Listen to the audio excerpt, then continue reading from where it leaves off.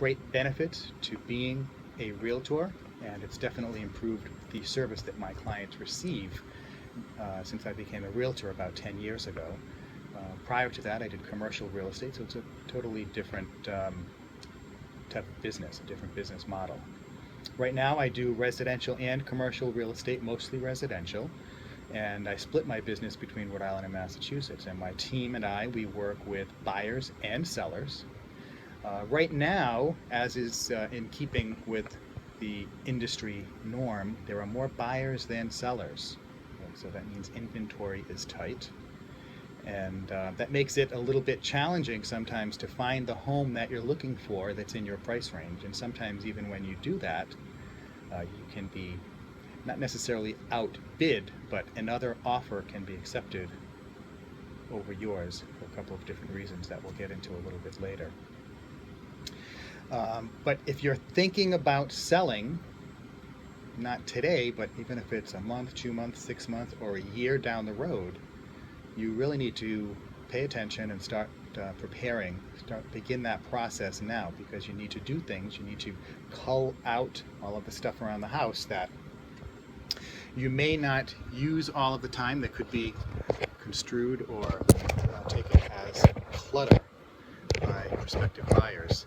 And that's what I'm doing right now. We're preparing our house. We're going to be, we hope to sell and move next year. So we're in the process of different things, parts of the house, the garage, eventually it'll be the attic, and getting rid of things that we don't need to, so the house won't look as cluttered when it is on the market.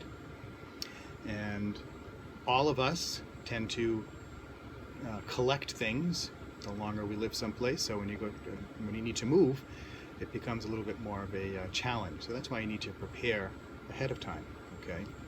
So as I said, this is a show for the consumer, so we discuss all things that have to do with real estate, legal issues regarding real estate, financing for real estate, and political issues that may impact real estate. We also discuss commercial real estate, but in a much more limited capacity, because my goal is to educate you and make you an informed consumer. Okay, it's not a big mystery buying a home, but it's important that you know what's going on, because it is the largest financial transaction of your life, whether you're buying or selling. So you should not have any question entering into the transaction or while you're going through the transaction, and certainly you don't want to have questions after you've completed a transaction. Right? So these are some of the things that we talk about, and as I mentioned earlier, right now we have a lot of buyers and not many sellers. Okay.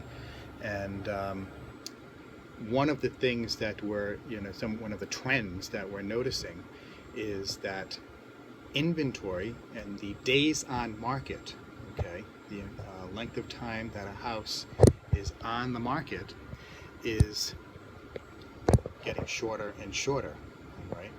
Right now, the average in Rhode Island and southeastern Massachusetts is 55 days is the average time that it is for a house to be on the market from when it goes on the market to when it sells.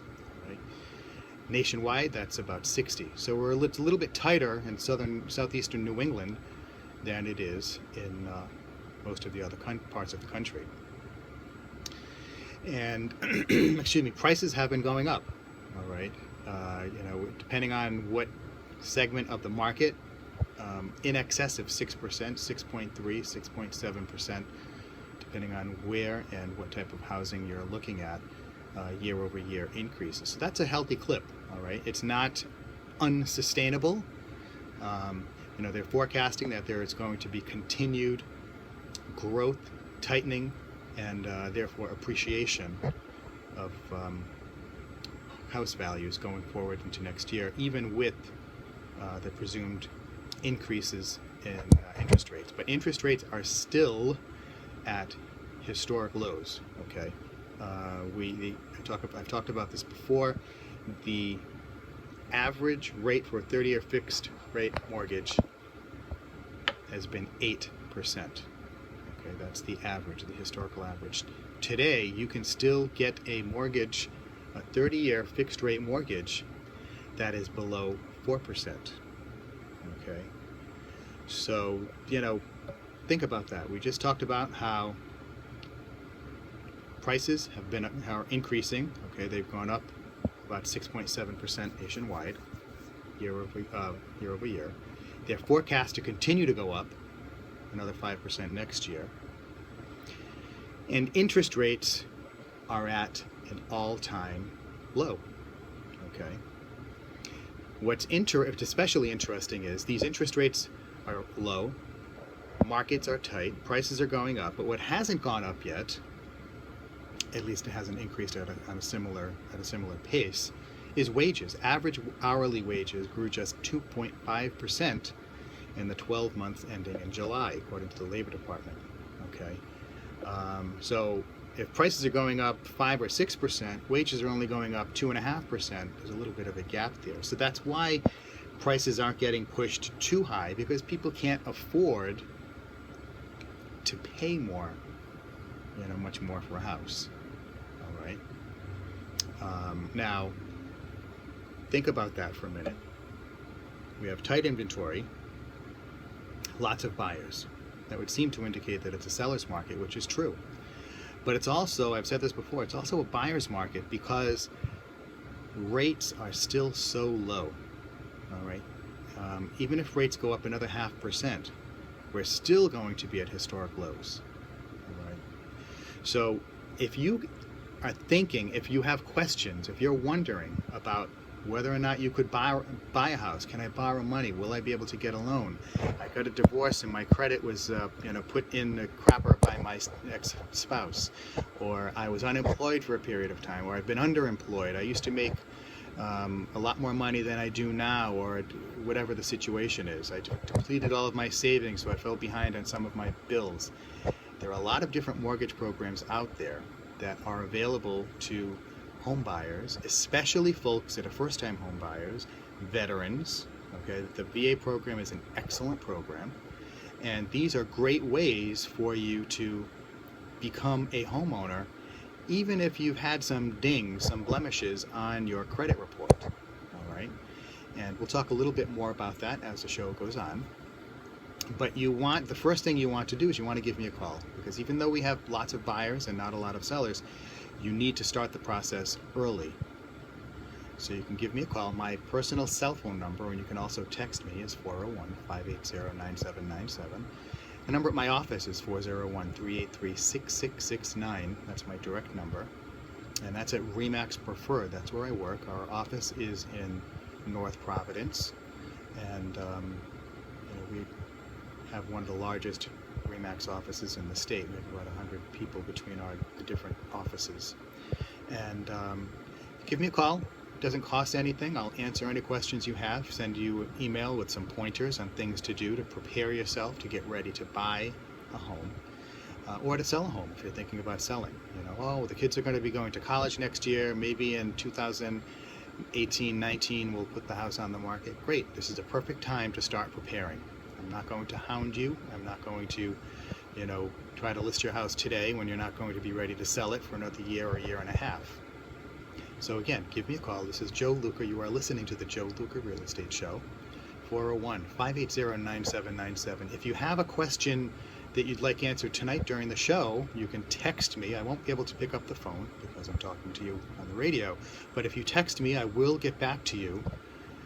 I will answer your question on the air, or if it's after the show, I will get back to you after the fact. Okay, but we talked about the different mortgage programs available to first-time buyers, to veterans. You can get special mortgage programs if you're looking in rural areas.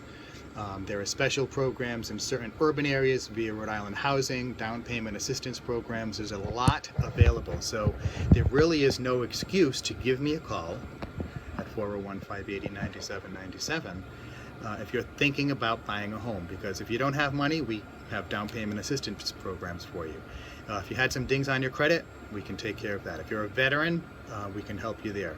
So there are a lot of different things that we can do so that you can begin the process to participate in the American dream of home ownership. Because again, it is the American dream because there are very few other countries that have a 30-year fixed rate mortgage available to the consumer. You know, the countries that have large economies do not have high home ownership rates like we do. So if you look at China, if you look at Japan, if you look at Germany, those are the other largest economies. And then beyond that, you look at Great Britain, you look at France, you look at Italy.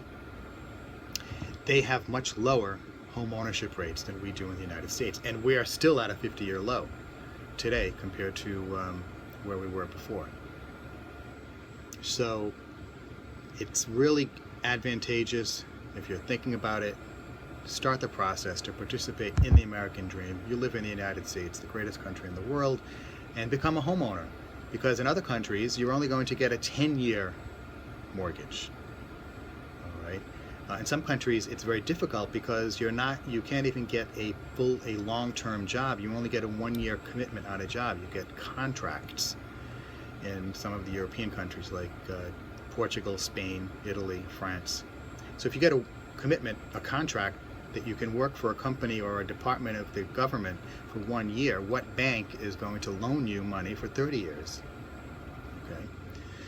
Even 10 years, so it's very difficult. So that's why the rental rate is much higher in those countries. That's why you have families staying together for longer periods of time, where you will have children who are adults, not even young adults, that are still living with their parents, even after they get married and have kids. Because it's very difficult to get a loan when you're only getting 1-year contracts. You maybe perhaps even they've been working for the same company or same department for 10 years, but it's only 1 year at a clip.